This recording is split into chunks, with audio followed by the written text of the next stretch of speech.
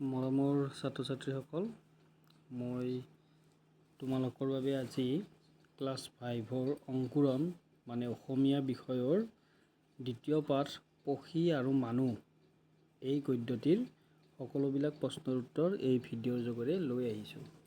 তোমালোকে ভালদৰে চাই যাবা আৰু ভিডিঅ'টো পজ কৰি তোমালোকে লিখি ল'ব পাৰিবা।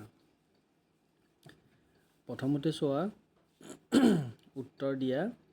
ক নম্বৰত আছে সৰ্বধনু কেনেকুৱা প্ৰকৃতিৰ ৰজা আছিল? সৰ্বধনু চিকাৰ প্ৰিয় প্ৰকৃতিৰ ৰজা আছিল। সৰ্বধনু ৰজাৰ প্ৰিয় খাদ্য কি আছিল? সৰ্বধনু ৰজাই চৰাইৰ মঙহ খাই ভাল পাইছিল নহয়, সেইকাৰণে তোমালোকে লিখিব লাগিব সৰ্বধনু ৰজাৰ প্ৰিয় খাদ্য চৰাইৰ মঙহ আছিল। গ নম্বৰ সাধুটোত মানুহৰ উপকাৰী প্ৰাণী বুলি কাক কোৱা হৈছে? এইটো সাধুটোত মানুহৰ উপকাৰী প্ৰাণী বুলি চৰাই চিৰিকটিক কোৱা হৈছে। মধুকৰে বিয়া কৰোৱা ছোৱালীজনীৰ নাম কি? মধুকৰে মাধৱী নামৰ ছোৱালীজনীক বিয়া কৰাইছিল, গতিকে ইয়াতে মাধৱী লিখিবা। 9 নম্বৰটো চোৱা। মধুকৰে ৰজাক ৰাইজৰ মংগলৰ বাবে কি কৰিবলৈ উপদেশ দিছিল? কি কৰিবলৈ উপদেশ দিছিল? ইয়াতে উত্তৰটো লিখিছোঁ। মধুকৰে ৰজাক ৰাইজৰ মংগলৰ বাবে চৰাই চিকাৰ নকৰিবলৈ উপদেশ দিছিল।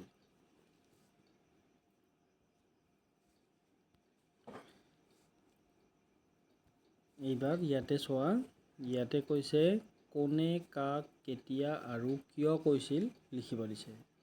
ক নম্বৰটো দিছিলে আচলতে চৰাইবোৰ খেতিয়কৰ পৰম বন্ধু, গতিকে ৰাইজৰ মংগলৰ বাবে আপুনি চৰাই চিকাৰ কৰিবলৈ এৰি দিয়ক। এই কথাষাৰ কোনে কৈছিলে, কাক কৈছিলে, কিয় কৈছিলে? ইয়াতে মই উত্তৰটো লিখিছোঁ যে উক্ত কথাষাৰ মধুকৰে সৰ্বধনু ৰজাক কৈছিল, কাৰণ সৰ্বধনু ৰজাই চৰাই চিকাৰ কৰে। খ নম্বৰটো আছে এই চৰাইজাক আপুনি লৈ যাওক, ইহঁতক আপুনি নিজৰ সন্তানৰ দৰে লালন পালন কৰিব। এইষাৰ কথা কোনে কৈছিলে? এইষাৰ কথাও মধুকৰে কৈছিলে, ৰজা সৰ্বধনুক কৈছিলে। আৰু কেতিয়া কৈছিলে? যেতিয়া সৰ্বধনু ৰজাই ভিক্ষা কৰিবলৈ বাধ্য হৈছিল তেতিয়া কৈছিলে। ইয়াৰ পৰা তোমালোকে এনেকৈ লিখি ল'ব পাৰিবা। 3 নম্বৰত আছে তোমালোকৰ কাৰণ দৰ্শাই লিখা। ক নম্বৰ আছে সৰ্বধনু ৰজাৰ ৰাজ্যত কিয় বৰষুণ নোহোৱা হ'ল? কিয় বৰষুণ নোহোৱা হ'ল? উত্তৰটো দিছোঁ মই, সৰ্বধনু ৰজাৰ ৰাজ্যত চৰাইবোৰ গুচি যোৱাত গছ গছনি পাত লতা আদি সকলোবোৰ শুকাই যোৱাৰ ফলত বৰষুণ নোহোৱা হ'ল। খ নম্বৰটো দিছে কীট পতংগৰ সংখ্যা বৃদ্ধিয়ে সৰ্বধনু ৰাজ্যত কি সমস্যাৰ সৃষ্টি কৰিলে? খ নম্বৰ সৰ্বধনু ৰাজ্যত কীট পতংগৰ সংখ্যা বৃদ্ধি হোৱাত সেই অঞ্চলৰ পথাৰৰ শস্য কীট পতংগ খাই নিঃশেষ কৰিলে। ইয়াতে এটা ৰ লাগিব দেই, সৰ্বধনুৰ এটা ৰ লাগিব। গ নম্বৰটো চোৱা, মধুকৰে সৰ্বধনুক কেনেদৰে সহায় কৰিছিল? মধুকৰে নিজৰ ৰাজ্যৰ পৰা এজাক চৰাই দি সৰ্বধনুক সহায় কৰিছিল। তাৰপিছত আছে ইয়াতে তোমালোকৰ পাঠৰ লগত মিলাই পেলাই শুদ্ধকৈ লিখিব দিছে, মানে বাক্যটো ভুলকৈ আছে, সেইটো শুদ্ধকৈ লিখিব দিছে। ক নম্বৰটো কৈছে চোৱা, তোমালোকে পঢ়িলেই গম পাবা যে কি ভুল হৈ আছে। মাত্ৰ এটা শব্দ ভুল আছে, সেইটো তোমালোকে শুদ্ধ কৰি ল'লেই হ'ল। ইয়াতে চোৱা সৰ্বধনু নামৰ ৰজাজনে চৰাইৰ মঙহ খাবলৈ বেয়া পাইছিল বুলি কৈছিল। ইয়াতেতো বেয়া পোৱা নাছিল ৰজাই ভালহে পাইছিলে, গতিকে ইয়াতে ভাল লগাই দিলেই হ'ল। গতিকে মই লিখি দিছোঁ সৰ্বধনু নামৰ ৰজাজনে চৰাইৰ মঙহ খাবলৈ ভাল পাইছিল। খ নম্বৰ ৰজা সৰ্বধনুৱে মধুকৰ নামৰ যুৱকজনক খং কৰা নাছিল। খং কৰা নাছিল নেকি? কৰিছিলে। গতিকে ইয়াতে খং কৰা নাছিল, ইয়াৰ ঠাইত লিখিব লাগিব খং কৰিছিল। বাকীখিনি একে থাকিব। গ নম্বৰ, কীট পতংগবোৰে খেতি বাতি ৰক্ষা কৰে। কীট পতংগই জানো খেতি বাতি ৰক্ষা কৰে নেকি? কীট পতংগই কেতিয়াও খেতি বাতি ৰক্ষা নকৰে, ইহঁতে খাই তহিলংহে কৰে। গতিকে কীট পতংগবোৰে খেতি বাতি নষ্ট কৰে। গ নম্বৰ, ৰজা মধুকৰে সৰ্বধনু ৰজাক চিনি নাপালে। এতিয়া চিনি নাপালে নহ'ব, চিনি পালে হ'ব। তাৰপিছত আছে ইয়াতে তোমালোকৰ বিপৰীত শব্দ অৰ্থ লিখিব দিছে। ৰজা হ'লে ৰাণী হ'ব, ল'ৰা ছোৱালী, যুৱক যুৱতী, দৰা কইনা, বন্ধু বান্ধৱী।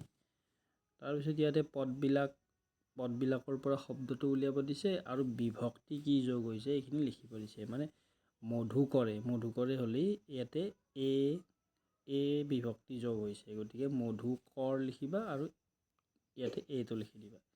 যুৱকে মানে যুৱক আৰু এ কাৰডালৰ কাৰণে এ লিখিবা। মানুহে মানে মানুহ আৰু এ কাৰৰ কাৰণে এ। চৰাই জাকক মানে চৰাই জাক আৰু ক মানে ক বিভক্তি যোগ হৈছে। ৰজাক ৰজা আৰু ক, ৰজা ক, ৰজা আৰু ক, শব্দটো হ'ব ৰজা, বিভক্তিটো হ'ব ক।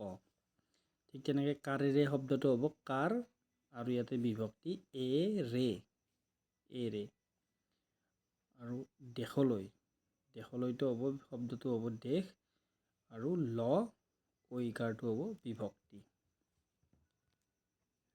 নেক্সট কুৱেশ্যনটো আছে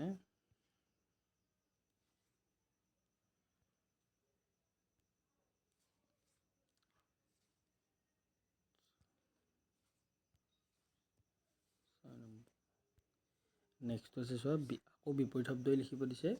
প্ৰিয় হ'লে অপ্ৰিয়, ভয় নিৰ্ভয়, বন্ধু শত্ৰু, সুফল কুফল, অনুচিত উচিত, পুৰস্কাৰ তিৰস্কাৰ, অপকাৰী উপকাৰী, অমংগল মংগল, অনুপস্থিত উপস্থিত। তাৰপিছত বাক্য ৰচনাকেইটা আদৰ সাদৰ, লালন পালন, খেতি বাতি, চৰাই চিৰিকটি, গছ গছনি, কীট পতংগ। 6টা আছে, তো এই 6টা মই ইয়াতে দিছোঁ। ইয়াতে চাই লোৱা 1 2 3 4 5 6।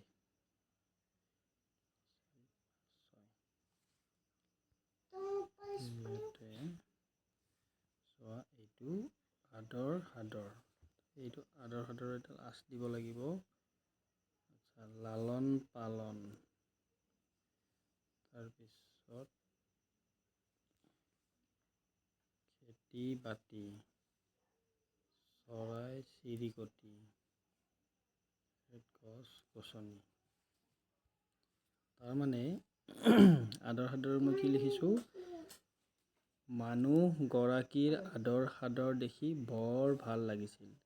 লালন পালনত লিখিছোঁ, মদনক আইতাকে লালন পালন কৰি ডাঙৰ দীঘল কৰিছিল। খেতি বাতি, কীট পতংগবোৰে খেতি বাতিৰ অনিষ্ট কৰে।